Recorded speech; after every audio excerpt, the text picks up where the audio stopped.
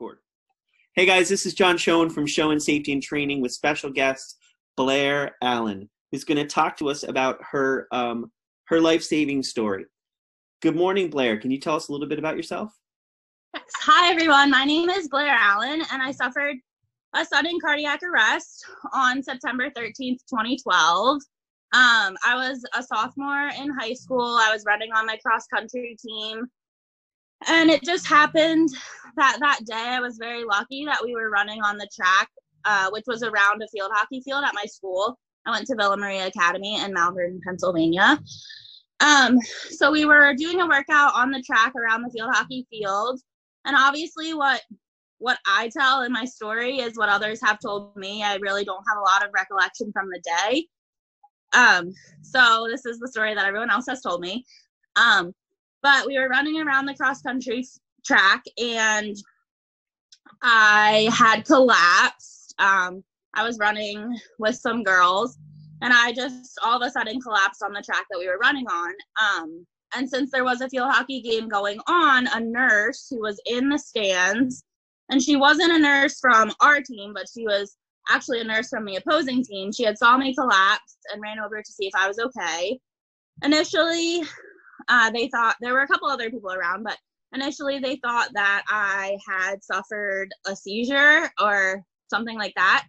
But the nurse ran over and said that I was in cardiac arrest and that we would need an AED in order to help my heart get back into its normal rhythm.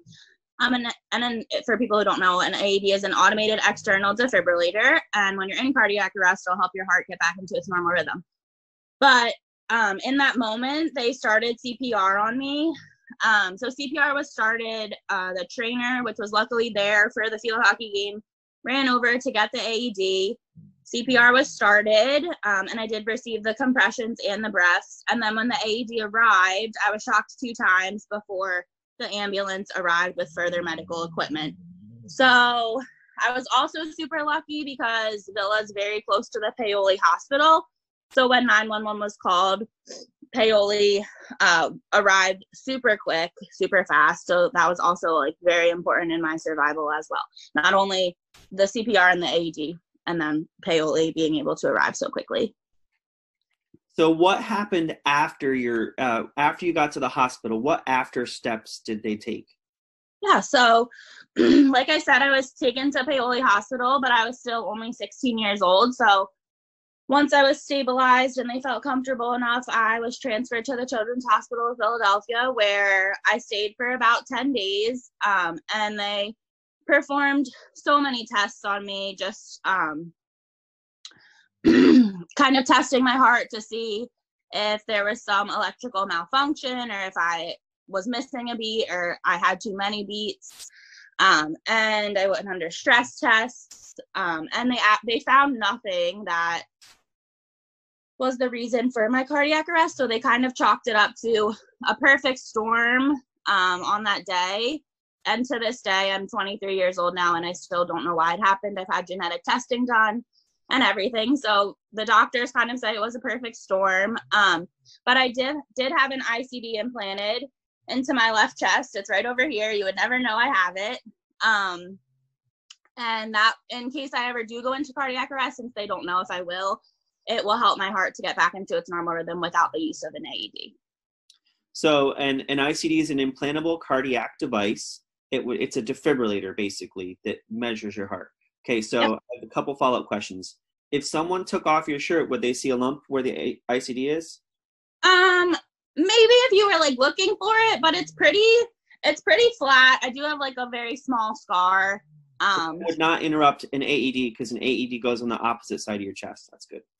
Mm-hmm. I'm so excited that you're alive. And so now you share your story with others through a foundation. Can you tell us? I do, yeah. So I'm very involved in Aiden's Heart Foundation, and my shirt is actually one of their shirts. It says you can restart a heart with the chain of survival, which is what the Aiden's Heart Foundation teaches a lot about. And we do a lot of training about CPR and AED use.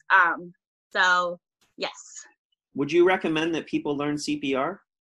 I would, definitely. Like I said, CPR is the first step after calling 911, obviously because you need the medical professionals, but most of the steps start with you as a person who's kind of experienced someone fall down.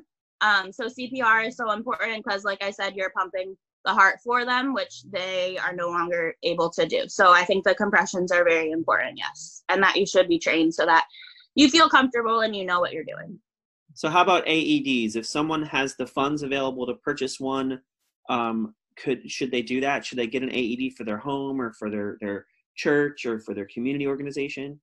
Yeah, definitely. I know that, like you said, if you have the funds and you're able to purchase one, I think it is very important. I know that there are a lot of statistics that say without the AED, obviously your survival rate starts to go down every minute that there is no further medical equipment other than the compressions.